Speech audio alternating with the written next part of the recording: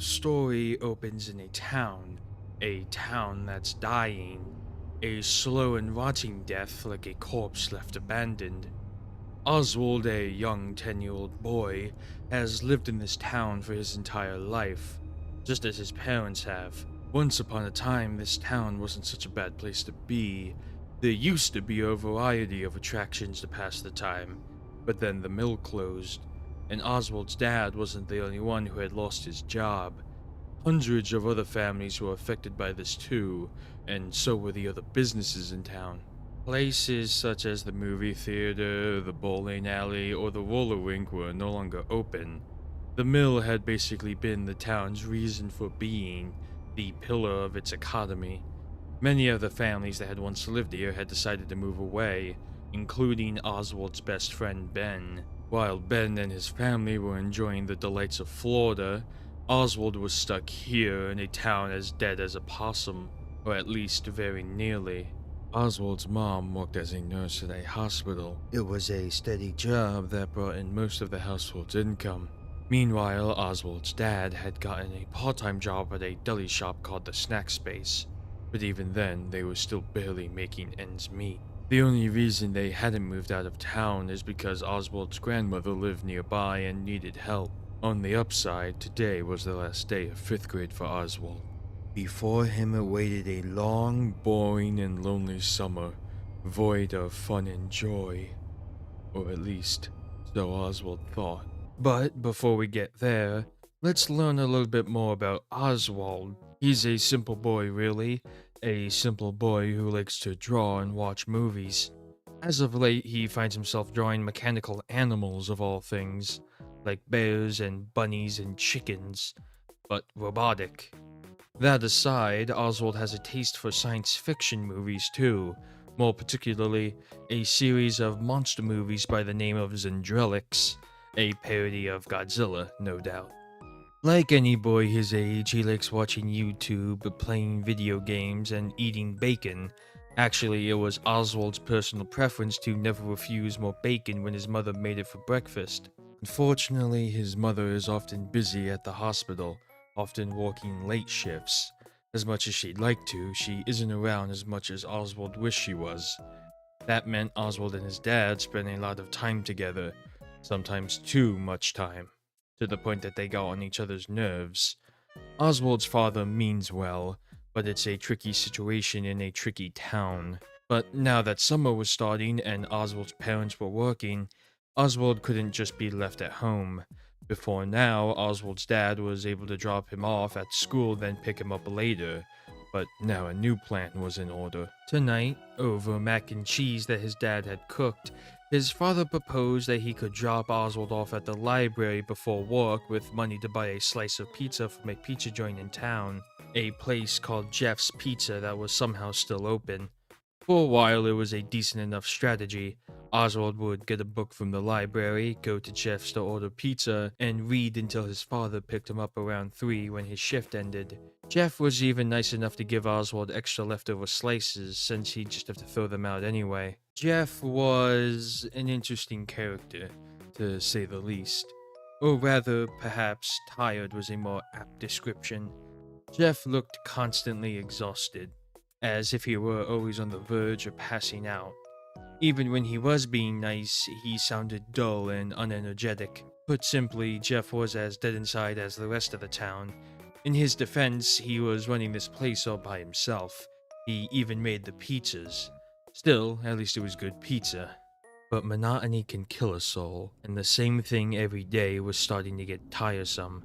Sure, the first couple weeks were fine, but Oswald could feel the boredom of doing the same thing over and over again finally beginning to set in. Or was that insanity? Either way, it was making Oswald bitter. On one faithful Monday morning during the car ride to the library, Oswald and his father got into a heated debate about the predicament. Day after day after day, the same routine over and over again. While Oswald's friend Ben was having an awesome time at Myrtle Beach, he was stuck eating pizza and reading books endlessly. Every day, Oswald gets tossed onto the street like garbage. So many other kids got to go on vacation and have fun and do things any normal kid should be able to do. Why did he have to settle for cheap pizza and dusty books? Today would be different. Today he'd exact some sweet revenge on his dad. Instead of coming out to the car when it was time for his dad to pick him up, his dad would have to come find him. But where in Jeff's could Oswald hide? Then it hit him. The ball pit. That dusty old unclean ball pit was the perfect place to hide. The ball pit had long since gone unused. Much like any ball pit in any town, ball pits were notoriously gross and bathed in germs, the perfect place if you wanted to get sick with pink eye or disease. Nevertheless, Oswald was determined to commit to his plan. Oswald slowly sank into the pit of sticky rubber balls, as if he were about to dive into a swimming pool. He took a deep breath, and then he went under. The stench of mildew, and God knows what else, filled Oswald's nostrils as he waited. He laid at the floor of the ball pit for quite a while, waiting for his dad to eventually find him. At some point, though, it just became too much. He needed to come up for air, and the smell was ungodly. And so, Oswald rose from the ball pit, expecting to see the dull, yellowish faded walls of Jeff's Pizza. But that isn't what he saw when he emerged from the pit. The sound of joyous children sang around him, laughing and yelling and cheering as if it were the happiest day on earth. Bright, colorful lights sparkled and danced in contrast to the lifelessness that usually occupied the atmosphere of Jeff's Pizza. Iconic arcade machines beckoned with catchy tunes and victorious dings, while the youthful patrons happily slid tokens into the slots in order to play the pixelated games. This was not Jeff's Pizza, and yet it was at the same time. This place was full of vibrancy and life, full of bustling people and magical allure. But most of all, what seemed to grab the attention of so many kids were the 3 mechanical exhibits that stood on stage. Jeff's had a stage too that was much the same as this one, but that one was old and vacant. This one, however, was home to 3 mechanical wonders: a brown bear, a blue rabbit, and a yellow chicken. They were reminiscent of the animals Oswald would normally draw, yet those were generally cute. These, Oswald thought, were creepy. Oswald also noticed that the ball pit he had just climbed out of wasn't roped off like the ball pit back in Jeff's, yet it also looked essentially the same, barring the dust and grime. Oswald turned to the mural on the wall of the room the ball pit resided in. A mural that consisted of the 3 animatronics that performed on stage. The words Freddy Fazbear's Pizza sat beneath them, and when the smell of pizza hit Oswald's nose, he finally realized the truth. This was Jeff's, but from another time. Oswald didn't get long to process this, unfortunately. He was pulled from his thoughts when somebody accidentally bumped into him. Oddly enough, this is the moment when Oswald's summer took a turn for the best. The boy that bumped into Oswald was a kid around the same age as him, by the name of Chip, and accompanying Chip was another boy by the name of Mike. The 3 of them became fast friends, playing games in the arcade while Oswald still reeled from the surrealness of it all. Was any of this real? Had he really time traveled? Was his dad still looking for him? Oswald's confusion and disarray aside, it's worth mentioning that on the way to the arcade, Oswald and his new friends passed by what was presumably a man in a yellow mascot costume. He looked vaguely like the bunny that was on stage, albeit a golden yellow. Oswald noticed him, but nobody else seemed to pay the rabbit any thought, so he didn't either. If anything, he just assumed it was a Freddy's employee wearing a costume. Nevertheless, Oswald eventually excused himself after playing a few games with Chip and Mike. After all, he had to get back to his own time, and he assumed the ball pit would most likely be his best bet. He sank into the pit once again, opted to count to 100 because he really wasn't sure how long he should stay under the surface, then emerged. Thankfully it worked, and he found himself back in the present day. Oswald hastily looked at his phone and, barely any time had passed. If at all, even. His father soon picked him up and they headed home. Perhaps this summer would turn out to be eventful after all. The next day, when Oswald returned to Jeff's, he made a beeline for the ball pit, sinking right back into it just like he had the day prior. Much to Oswald's delight when he re-emerged, he was once again brought back to Freddy Fazbear's Pizza. There, he came across Chip and Mike again, and just like before, they indulged in a day of fun at Freddy's. Pizza and arcade games galore was at Oswald's disposal, and he found himself immensely enjoying Chip and Mike's company. As a matter of fact, hanging out with Chip and Mike had become a regular thing when Oswald dove into the pit. They'd play games, eat pizza, and sometimes just talk while enjoying each other's company. They'd talk about old movies, or at least old by Oswald standards. A movie that came out a week ago for them came out maybe 30 odd years ago for Oswald. He always had to be a little careful about what he said around them as to not seem too weird, of course. After all, he was from the future. Speaking of, Oswald had found out the exact year he was traveling back to each time he went into the pit, thanks to a calendar hanging on the wall at Freddy's, that being the yesteryear of 1985. On the day that would be Oswald's last visit to Freddy's, Oswald decided to ask his dad how old he was way back in 1985. Oswald knew that his dad had always lived in this town, but more so he wanted to know if his dad would have been old enough to know about Freddy's back then.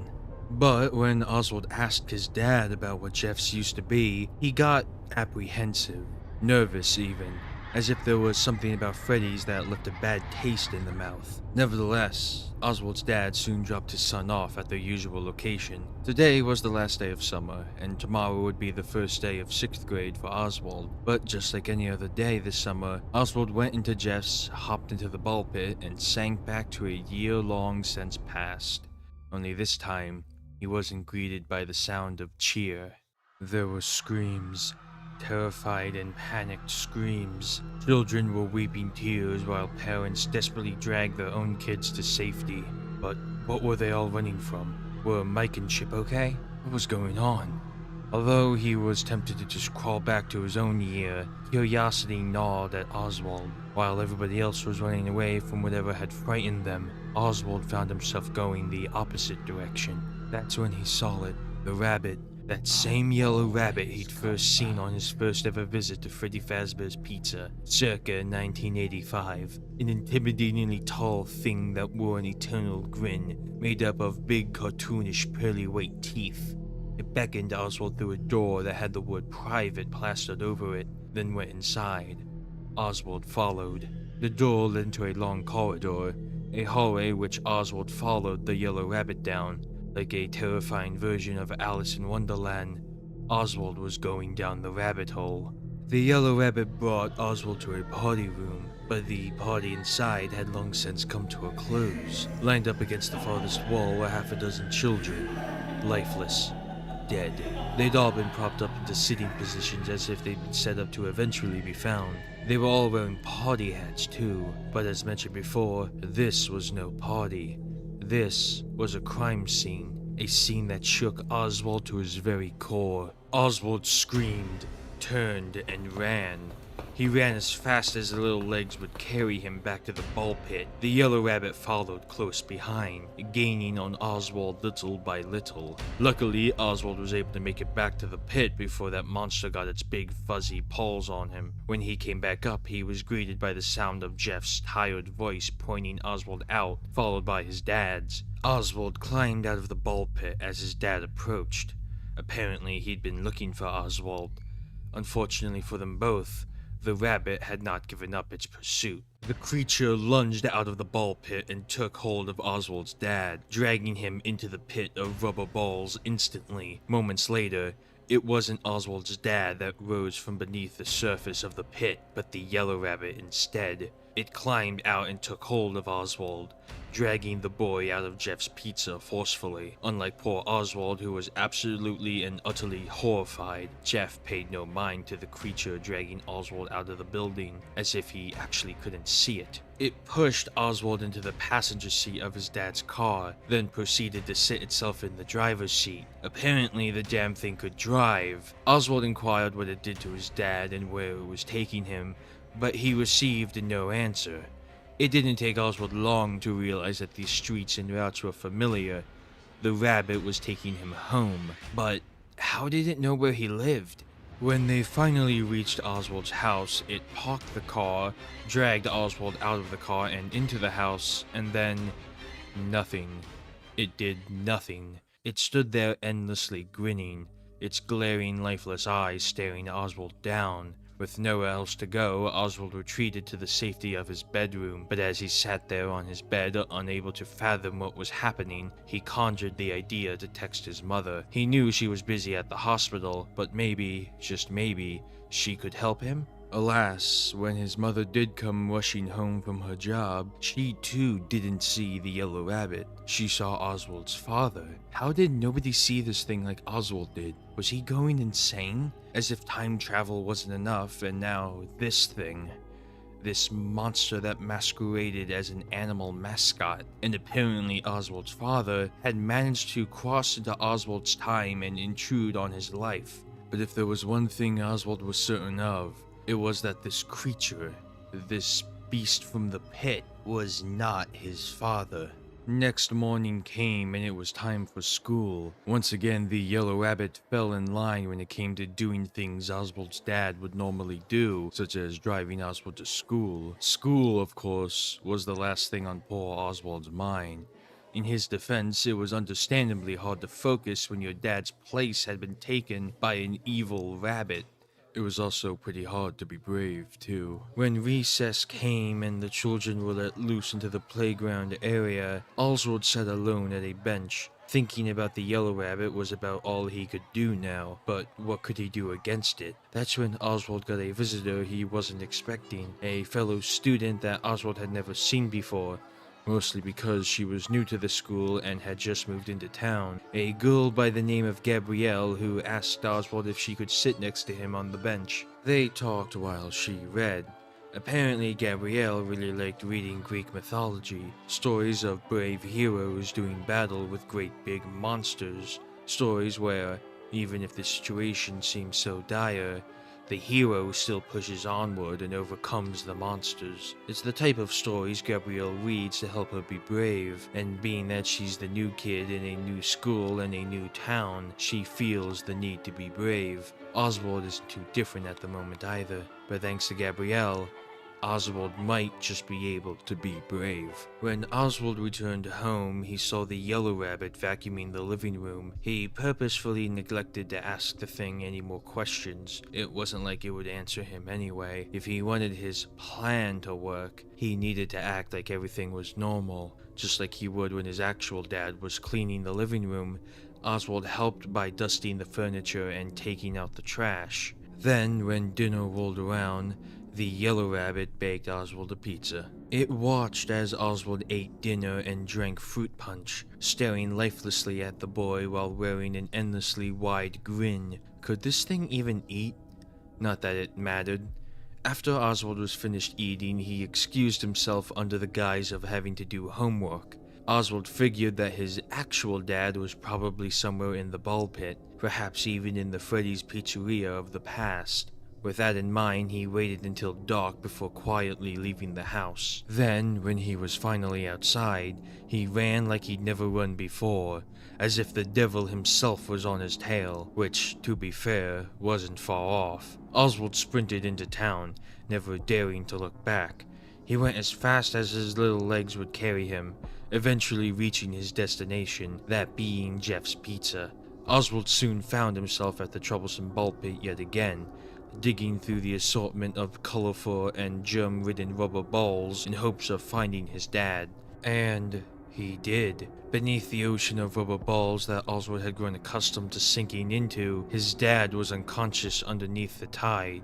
With great difficulty, Oswald gathered all the strength he could to hoist his dad out from under the ball pit, pulling the bigger man upwards over the edge of the pit. That's when he felt it. A familiar, menacing presence that he didn't even have to see to know it was there.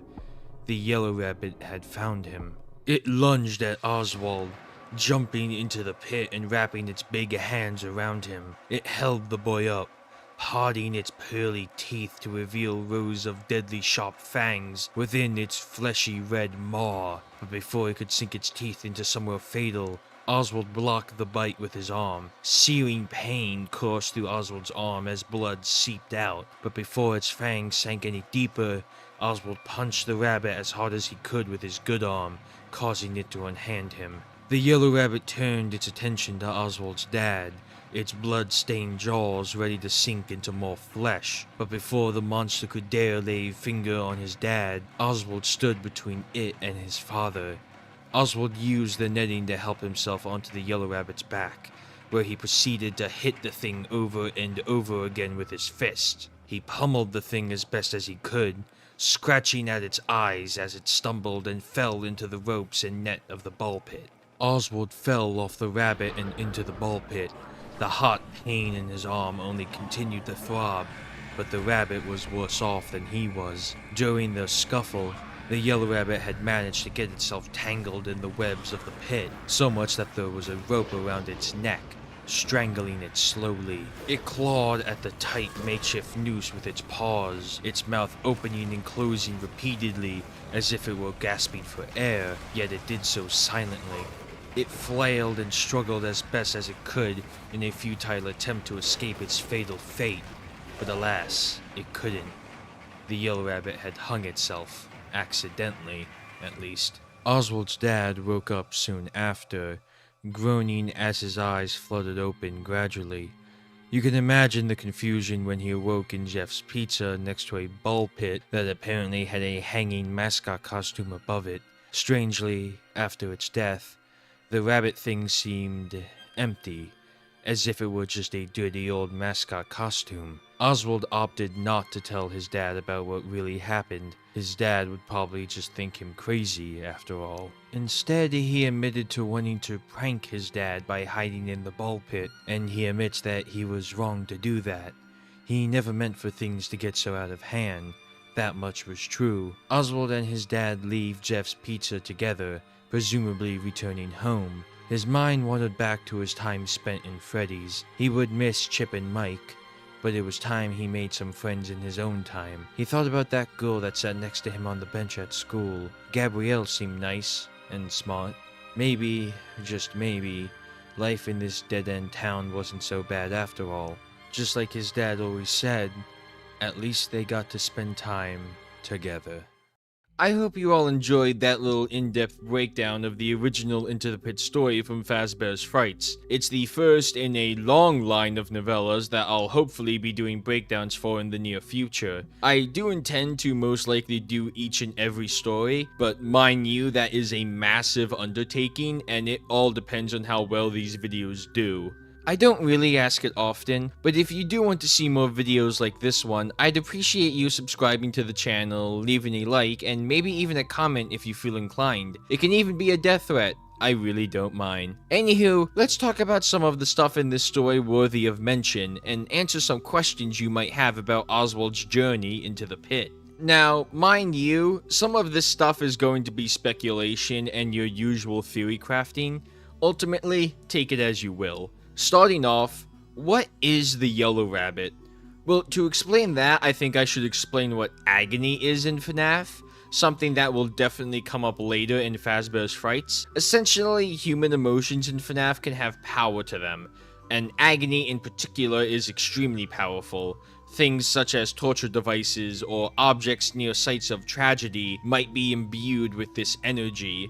Think of it like immense negative emotion birthed from pain, fear, and general torment. With that in mind, I think the yellow rabbit we see in Into the Pit was born from the agony surrounding the missing children's incident. Although he might appear as the yellow bunny mascot so infamously representative of William Afton, this creature is not actually Afton. In a sense, it is mimicking Afton, but even more so, it's mimicking how the children saw Afton. Keep in mind that they never saw who their actual killer was. The suit hid the man beneath. But to them, that was no man. That was a monster. And that's what the yellow rabbit is. A monster created by their perception of William Afton on that dark day at Freddy's in 1985. The agony surrounding that traumatic event was so great that it gave this creature form. That all might sound odd, but it's not necessarily the first nor only time we've seen something like this in FNaF. I don't want to get too ahead of myself, and I don't want to get too off track either, but characters such as the Shadow animatronics and Eleanor are similar examples to this idea. I think the reason the Yellow Rabbit decides to take Oswald's dad's place is because, although he isn't the actual Afton, he is in a bit of a roundabout way trying to be. The Yellow Rabbit has a fair few opportunities to kill Oswald, yet it seems like that isn't necessarily his primary goal. Instead of hunting the boy down and strangling the life out of him, he vacuums the living room and makes pizza for dinner. I think the general idea would be that since William Afton was a father, albeit not a very good one, the Yellow Rabbit decides to become Oswald's father to fill that quota, so to speak. Now, what about the ball pit that could apparently time travel? Well, for starters, it's not actually time travel. Keep in mind that the event that Oswald witnesses, although similar to the missing children's incident, is slightly different. For starters, we know for a fact that it wasn't an actual Yellow Rabbit monster that killed those kids. It was a man in a suit. William Afton does not have big sharp teeth, and if you couldn't tell, the Yellow Rabbit creature looks noticeably different to the suit that Afton actually wears. Think of it as if Oswald is stepping back into a very vivid and solid memory. It looks like Freddy's, smells like Freddy's, acts like Freddy's, but it technically isn't. This comes later in Fazbear's Frights, but we know that the pit is basically chock full of agony. Most likely this is what empowers the memory, allowing Oswald to step from his present day into 1985, or at least a memory of it. Now, something I kind of neglected to mention, of course, is that we have a game version of this story now, and that version of Into the Pit is decently different from the original story. The reason I really didn't mention the game is because I wanted to focus solely on the novella story, being that this series will be dedicated to breaking down the Fazbear Frights stories. So, here's another question. Is this story canon? The short answer, yes. Yes, it is. The slightly longer answer is that it is possible that the game version of Into the Pit overrides the original story. We know from the 10th anniversary interview that Scott did with Darko that it's possible we might even see a Fetch adaptation made by Mega Cat Studios. It was even teased in one of the endings for the Into the Pit game. Other Fazbear Fright stories were also directly referenced in the game as well, such as To Be Beautiful, Count the Ways, and Fetch. For a long time, it's been a debate whether or not the books are in the game's continuity. I would say yes, most of them are, barring the ones that clearly aren't. However, I do think it's possible that the storyline of Fazbear Frights might be getting a soft reboot in order to, 1, end the debate, and 2, better fit it with the rest of the games. Lastly, here's my ranking of the Into the Pit story. This is something I want to do for each of the stories after I finish them, just for the fun of it. I rank Into the Pit as a solid 8.5 out of 10. I do prefer the game version of the story a little bit more, just because it has some more meat to it in my opinion, but this is still a really good story overall, and a really solid start to the Fazbear Frights series. Oswald is a very likable character in my opinion, and I just really do like the concept of this story. With that all out of the way, I hope you enjoyed my breakdown of Five Nights at Freddy's Into the Pit. Like I said before, if you'd like to see more breakdowns and videos like this, feel free to like the video, comment down below, and subscribe. Thank you for watching, and peace out.